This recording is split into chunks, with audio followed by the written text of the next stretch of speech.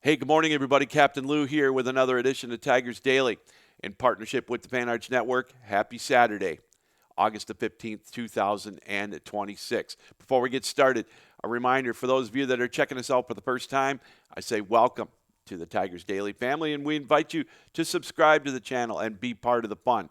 We talk all things Tigers, the good, the bad, and everything in between. We talk about the latest rumors, what's going on and off the diamond, the games from the night before, and take a look ahead at what's up for the Tigers. For those of you that have subscribed, I say thank you very much. The response has been amazing. The viewership's been off the charts. What can I say? And that's because you are one of the most passionate fan bases in all of sports. That the Detroit Tiger fan base. So I'm right there with you because I'm just a Tigers fan, going back and forth talking with you, that passionate Tigers fan base. Also, a reminder that we have a brand new partner here on Tigers Daily, and that's Kalshi. For a limited time, download the app and use the promo code FanArchBaseball. And when you trade $10, you get $10 in return. That's Kalshi, Kalshi, where they trade on everything. Well, a rough night last night for the Tigers, obviously. Game one of that important three-game set with the White Sox. Jackson Jobe not looking his best last night, to say the least, giving up 6 runs. The Tigers spotted the White Sox a big lead. Couldn't quite come back. The home run ball was the story for the White Sox. As, again, Jobe, 4 innings, 6 earned runs, kind of a coming back down to earth outing, if you will, after that dynamite first outing back from his Tommy John surgery. So, rough way to start for the Tigers in the opening game of the 3-game set, losing 9-5. 4 home runs, as we mentioned, in total for the White Sox last night. Miguel Vargas, he had 2 home runs, the important times, one in the 6th and one in the 8th. He's got 27 home runs on the year. And also Munetaka Murakami, he got his 27th home run as well, a blast. And so quite the difference with this White Sox team than with the Guardians team we saw in the beginning of the homestand. This White Sox team, they're one of the best hitting teams in all of Major League Baseball, and they flexed their muscles on Jackson Jobe and the Tigers bullpen last night with that 9-5 win. The bright spot for the Tigers, Ben Malgeri got a couple of home runs last night, his second and third, but obviously it wasn't enough. The sticks weren't the issue for the Tigers again. It was the bullpen and the starting rotation. So we'll see what the Tigers can do in game 2 of this 3-game set a little bit this afternoon, a little bit later on this afternoon. So if there is a silver lining in this game last night, it was that, again, just about everybody else lost. So Detroit is still 2 games under 500. They're still all alone with that third wild card spot at 60 and 62. 40 games left to go. And who would have thought, right? A team 2 games under 500 with 40 games to go would still be on top for a wild card spot. They would be in the playoffs today. That's how scary it is. Now, I know they're 3.5 games back, but let's see if the Tigers can bounce back this afternoon and get the game 2 of the 3-game set and go into tomorrow looking for another series win. But, again, a rough outing for Jobe. And, you read some of the reports last night after the game, and I didn't really see it on TV, but Andy Dirks was talking about it, one of the commentators for Detroit. It looked like Jobe was actually, when he was in his windup or whatever, had his glove open. So it was almost like it. I don't know if that's the case, but it kind of looked like that according to him, and Jobe was almost tipping his pitches last night. So if that's the case, they're going to have to make that slight adjustment, obviously, because you can't do that, especially to a hard-hitting team like the White Sox. Now, the difference, obviously, between them and the Guardians, the pitching staff, I think, for Cleveland is much better.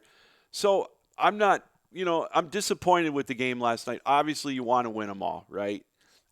But you know what? They're just going to have to make the adjustments, are the Tigers. So I think there's runs to be scored out there. Detroit put 5 up. The other disappointing thing yesterday was it was a bullpen game for the White Sox, and they were able to win. Now, Detroit, like I said, they got the lead early, but obviously couldn't hold it. Jobe couldn't hold it. And really, the whole pitching staff, for that matter, just a rough night in general for the Tigers. So, again, game 2 today. First pitch at 1:40, weather permitting. Hopefully it holds off. Now it's looking like it might be all right. Off and on showers here in lower Michigan really for the rest of the weekend. So obviously we'll keep an eye on that.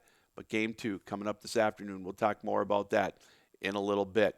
Now we mentioned again the Tigers, again, just still with a half-game lead in the wild card standings. We'll go over all the standings here towards the end of the broadcast. Okay, with it being Saturday, let's give you the latest update on the injured list for the Tigers and maybe who's coming back quicker than others for the Tigers, as there's, everybody's got injuries, right? Everybody's got their injury list. So, it's not an excuse, but let's see if anybody's coming close. Now, Riley Green, he was sent down to Lakeland for his rehab. So that kind of tells me it might be a week or so yet, at least, before Green's back in action for the Tigers. It sounds like Kerry Carpenter's getting closer. He's finished his he's doing his running and his defensive program. I don't know if he's quite finished with that, but they were saying, kind of A.J. Hinch was hinting that he may not need a rehab stint, like playing a couple of games in Toledo before he comes back. So we might see him a little bit sooner than later. Jack Flaherty, he's completing a return to throwing program. It looks like he'll probably have a couple of rehab starts. So I anticipate seeing him more towards the latter part of August. Matt Bierling is close to coming back, it sounds like. He's completing his running, hitting, and field program as well. James Altman will be back midweek. It sounds like he was on that 7-day concussion injured list, so he'll probably be back towards the end of the Pittsburgh series, or potentially meeting up with them down in Kansas City for the beginning of that 3-game set. And River Ryan, it sounds like he's had a couple of really good rehab sessions, or a couple of good bullpen sessions for the Tigers. A.J. Hinch was talking about it yesterday before the game and said he was really happy as well with his progress. So who knows? Maybe we'll see River Ryan. He's still on target to be back towards the end of August, maybe around when they play the Dodgers, ironically enough. Maybe we'll see him back in the Tigers uniform as far as that goes. One who did not have a very good rehab outing yesterday in Toledo was Brant Herter. He went 2/3 of an inning, gave up 5 runs, all earned on 6 hits. So now we'll have to wait and see if that's thrown up a red flag for the Tigers. I know the talk was he could be back in Detroit towards the middle of next week, potentially in the Kansas City series, another arm for the bullpen. But after an outing last night where he only went 2/3 of an inning, giving up 5 runs and 6 hits, that's something that obviously we're going to have to keep an eye on. So nobody really coming up quickly yet. Nobody going to be here for the start of the Pittsburgh series, but who knows? Maybe we'll get a couple of them back towards the end of the series. Sounds like potentially Kerry Carpenter and Matt Vierling may be back. Not sure on that. And the other one, Wenzel Perez, it looks like he's restarting his rehab program. They stopped him a few days ago. He was still having issues with his vision after that freak accident with the weightlifting band, when it got him and fractured his orbital bone back in June. So we'll keep an eye on that as well. And one more update, Zaire Hope. I know everybody's kind of looking at him. He was one of the prizes in the trade with Tarek Skubal. Off to a rough start down in Erie. I think he was only batting like 037. I know he had a double last night. So, I mean, that's encouraging, but still a long ways to go. But I'm still pretty excited to see him. And, the future's still bright for him. I know there's a lot of people on social media really banging on the Tigers last night about that. But, it's early. You got to give him time to get adjusted. We'll see. But we'll keep an eye on him, and we'll give you updates on him throughout the rest of the year as well.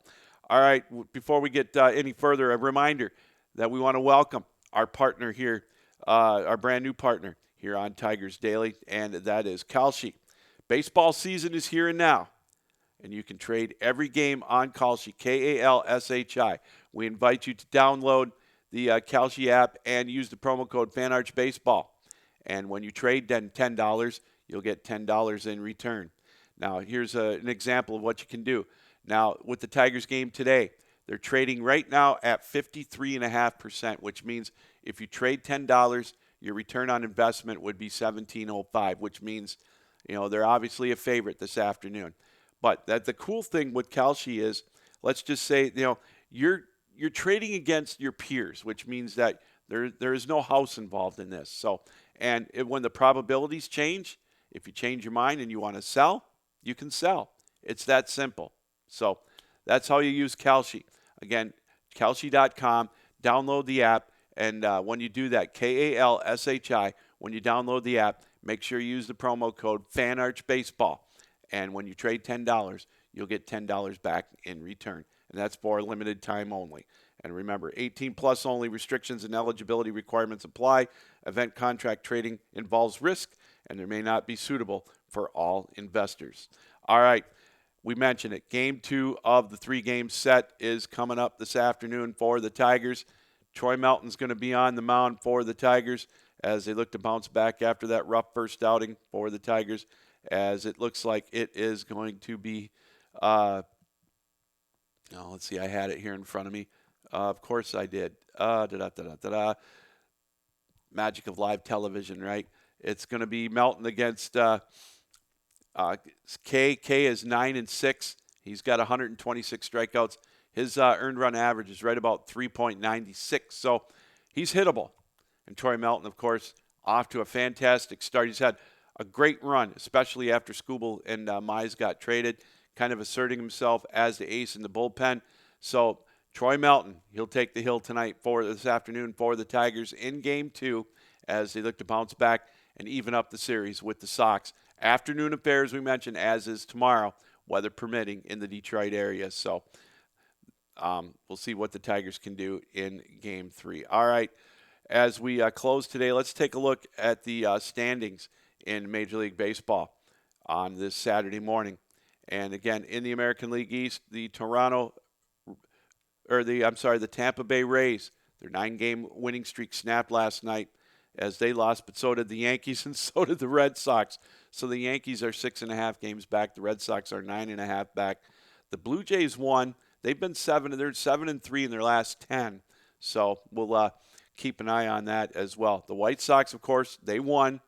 The Tigers, the Twins, the Guardians, they all lost. So Detroit is still in second place all by themselves, 3.5 back now, the White Sox. The Twins are 4 back. The Guardians are 5 back. And in the West, the Astros won again. Their lead now over Texas is at 3 games. The Rangers have lost 4 straight. They got swept by the Angels and got beat last night by the Athletics. And the Mariners as well lost. So again, like I said, the stars have aligned for the Tigers as everybody lost again of importance in the American League along with the Tigers, but that helped keep the Tigers on top in the wild card. Quickly in the National League, the Braves, their lead is 8.5 over the Phillies. The Brewers, their lead back down to 3 over the Cubs. And the Dodgers, their lead is 8 over the Padres and 9 over the Diamondbacks. And again, in the wild card standings, Detroit holding that third and final wild card spot, 60-62. Half game behind are the Twins and the Rangers at 60-63. The Blue Jays are now a game back at 60-64. Along with the Orioles, they're only a game back at 59-63. And the Guardians, a game and a half back. And the Mariners are 3.5 back. So, again, a big log jam, so tightly together. The Tigers right now, at least for now, they're occupying that final wild card spot. And in the National League, the Diamondbacks and the Phillies are knotted up in a virtual tie for that final wild card spot at 65 and 58. Now, as we talk numbers, again, the important number, we do this every day here on Tigers Daily, at least this part of the year. Our benchmark, what we think the Tigers are going to need to get into the playoffs, 85-77 for a record. They're going to have to go 25-15 the rest of the way now to get to that mark. Or if you think 83-79 is going to get them in, that's kind of that's still I don't know if it will, but if it does, they got to go 23-17. Who knows? It might, because again, with Detroit leading the way right now, 2 games under 500 for a wild card spot, 83-79 might get them in to the playoffs. So those are some of the numbers to keep an eye on here as we come into Game 2 here this afternoon. All right, and then finally, let's take a quick look at some of the comments as we like to do here on the network on this Saturday morning. See if I can bring, again, you can tell it's the weekend, right? Some of the comments. How about Keno Xander 1727? So happy to see Torque running into a hitter, or turning into a hitter instead of only a Rob Deere type slugger. Boy, Torque's having an amazing second half, right? We were worried about him, and there was talk that he might be on the trade deadline, or at the trade deadline. He could be one of the people going, but boy, he's turned it around. Obviously, one of the most reliable hitters. His average with runners in scoring position in the last month has been just amazing. I think it's like at 474, and he's over. I think his OPS is like 1.289 or something ridiculous like that. I want to kind of clarify on something here, and I was told to get off talking about Scooble, and I get it. I'll take the negative comments along with the positive. I don't take it personal, but I will say this, and I think I need to clarify something here with Scooble. Now, what I'm trying to say with Scooble is we got to kind of, in my opinion, I'm just trying to put it aside. He got traded, all right? And so they've got to move on from him. Do I think they would have been better with him? Obviously, they would have been better. I'm not a fool, right? I mean, Scooble would have obviously been a good he would have been a linchpin in this rotation still, obviously, for the Tigers. They would be better with him, but they made the decision to trade him. And so I'm not the one that's going to keep dwelling on it. I'm not going to be the one that's going to go back at the end of the year and say, well, I told you they shouldn't have traded him I'm not going to be the one that's going to say, well, if we had him. I just don't look at it that way. Now, yes, they would be better if he was in the lineup, and Casey Mize, obviously.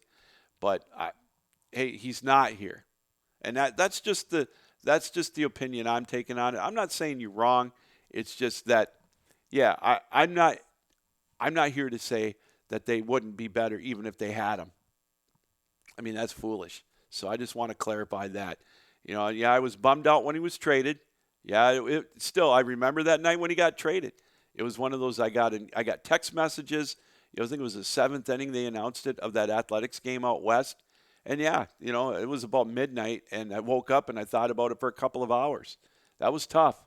It kind of felt like they were giving up, but they moved on. And obviously, they're taking advantage of a weak American League still in a playoff hunt. But I'd be foolish to sit here and say they wouldn't be any better if they had him and Mize in the rotation. But I'm just trying to move on and not trying not to think about it and trying to, will the Tigers along with them to get into the playoffs. So that's just kind of the stance that I'm taking with it. All right, and Rockin' Roy, 58. Green can go on the IL for the rest of the season to help the team. The guy clearly has his head somewhere else.